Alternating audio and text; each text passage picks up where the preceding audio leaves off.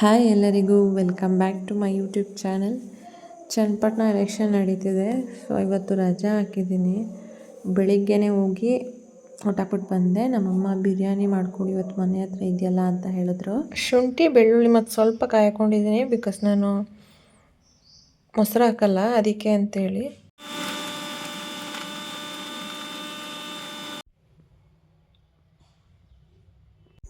ಒದ್ದೆ ರೈಸ್ನ ತೊಳೆದಿಕೊಂಡು ಸ್ವಲ್ಪ ಒಂದು 10 ನಿಮಿಷ ನೆನೆಸ್ಕೊಳ್ಳೋಣ ಅಂಥೇಳಿ ರೈಸ್ ತಗೋತಾ ಇದ್ದೀನಿ. ನೆಕ್ಸ್ಟ್ ಚಿಕನ್ ತೊಳ್ಕೊಂಡು ಅದಕ್ಕೆ ಅರಿಶಿನ ಮತ್ತು ಸ್ವಲ್ಪ ಪುಡಿ ಉಪ್ಪನ್ನ ಹಾಕ್ಕೊಂಡು ಮಿಕ್ಸ್ ಮಾಡಿ ಎತ್ತಿಕೊತಾ ಇದ್ದೀನಿ ಮೊದಲೇನೆ.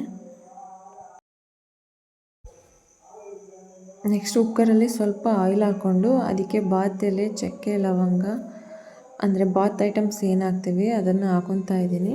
ಅದನ್ನ ಹಾಕ್ಕೊಂಡು ಸ್ವಲ್ಪ ಫ್ರೈ ಮಾಡಿಕೊಂಡು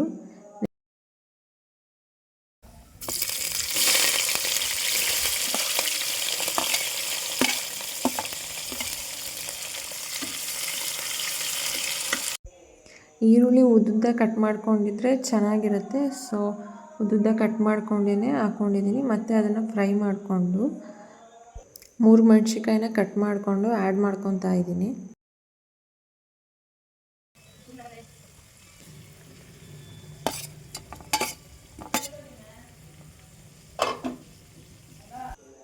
ಒಂದು ಟೊಮೊಟೊ ಹಣ್ಣನ್ನು ಸಣ್ಣದಾಗಿ ಹಚ್ಕೊಂಡು ಹಾಕ್ಕೊಂಡಿದ್ದೀನಿ. ಇದನ್ನೆಲ್ಲನೂ ನೀಟಾಗಿ ಫ್ರೈ ಮಾಡಿಕೊಂಡು ನಾನು ಶುಂಠಿ ಬೆಳ್ಳುಳ್ಳಿ ಪೇಸ್ಟೇನು ಆಚೆಯಿಂದ ತರಿಸಲ್ಲ. ಸೊ ಸ್ವಲ್ಪ ಶುಂಠಿ ಬೆಳ್ಳುಳ್ಳಿ ಕಾಯಿನ ಹಾಕ್ಕೊಂಡು ರುಬ್ಕೊಂಡಿದ್ದೀನಿ. ಅದನ್ನು ಇವಾಗ ಆ್ಯಡ್ ಮಾಡಿಕೊಂಡು ಫ್ರೈ ಮಾಡ್ಕೊತಾ ಇದ್ದೀನಿ. ಕಾಯಿ ಹಾಕಲ್ಲ ಕೆಲವರು, ನಾನು ಟೇಸ್ಟ್ ಚೆನ್ನಾಗಿ ಬರುತ್ತೆ ಅಂತೇಳಿ ತುಂಬ ಜಾಸ್ತಿ ಏನಲ್ಲ, ಸ್ವಲ್ಪ ಲೈಟಾಗಿ ಆ್ಯಡ್ ಮಾಡ್ಕೊಂಡಿದ್ದೀನಿ.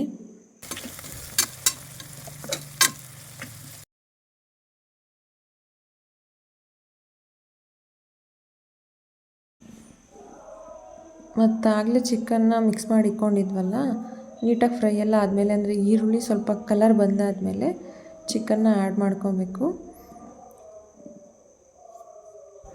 ಚಿಕನ್ನ ನೀಟಾಗಿ ಮಿಕ್ಸ್ ಮಾಡಿಕೊಂಡು ಬೇಯಿಸ್ಕೋಬೇಕು. ಬೇಯಿಸ್ಕೊಂಡೆಲ್ಲ ಆದಮೇಲೆ ತೇಜು ಬಿರಿಯಾನಿ ಪೌಡರ್ನ ಆ್ಯಡ್ ಮಾಡ್ಕೊತಾ ಇದ್ದೀನಿ.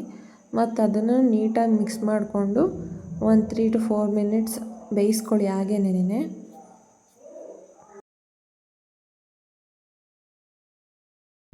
ಇವಾಗ ನೀವು ನೀರನ್ನ ಆ್ಯಡ್ ಮಾಡ್ಕೋಬೇಕು. ಅಂದರೆ ನೀವು ಇವಾಗ 1 ಗ್ಲಾಸ್ ಅಕ್ಕಿಯನ್ನು ತೊಗೊಂಡಿದ್ರೆ ಅದಕ್ಕೆ 2 ಗ್ಲಾಸ್ ವಾಟ್ರನ್ನ ಆ್ಯಡ್ ಮಾಡ್ಕೋಬೇಕು.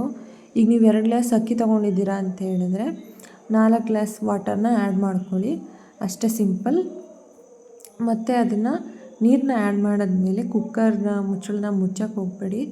ಒಂದು ಕುದಿ ಬಂದ ಮೇಲೇ ಅಕ್ಕಿನ ಆ್ಯಡ್ ಮಾಡ್ಕೊಳ್ಳಿ. ಬಿಕಾಸ್ ಅದು ಪುಡಿ ಪುಡಿ ಥರ ಆಗುತ್ತೆ, ತಿನ್ನೋಕ್ಕೆ ಚೆನ್ನಾಗಿ ಅನಿಸುತ್ತೆ.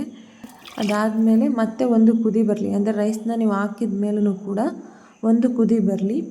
ಆಮೇಲೆ ಸ್ವಲ್ಪ ಕೊತ್ತಂಬರಿ ಸೊಪ್ಪನ್ನ ಹಾಕಿ ಮಿಕ್ಸ್ ಮಾಡಿಕೊಂಡು ಆಮೇಲೆ ರುಚಿಗೆ ತಕ್ಕಷ್ಟು ಉಪ್ಪನ್ನ ಸೇರಿಸ್ಕೊಂಡು ಲಿಡ್ನ ಕ್ಲೋಸ್ ಮಾಡಿ ಆಮೇಲೆ 1 ವಿಷಲ್ ಹಾಕ್ಸಿದ್ರೆ ಸಾಕು. 1 ವಿಷಲ್ ಆದಮೇಲೆ ಆಫ್ ಮಾಡ್ಕೊಳ್ಳಿ. ಅಷ್ಟೇ, ರೆಡಿ ಆಯಿತು ಬಿರಿಯಾನಿ. ಟೇಸ್ಟ್ ತುಂಬ ಚೆನ್ನಾಗಿ ಬಂದಿತ್ತು. ನೀವು ಟ್ರೈ ಮಾಡಿ, ಕಮೆಂಟ್ ಮಾಡಿ. Thanks for watching.